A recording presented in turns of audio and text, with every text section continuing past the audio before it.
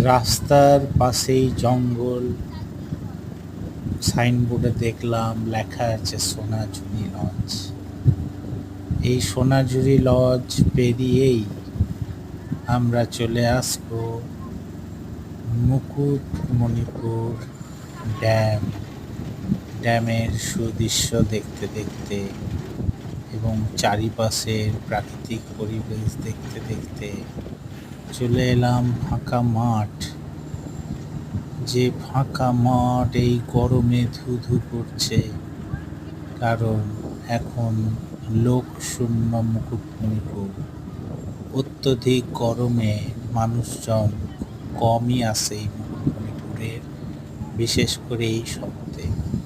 তবে বিকেল বেলায় মুকুটমণিপুরের ভিড় চোখে পড়ার মতো, যারা বাইরের থেকে আসে।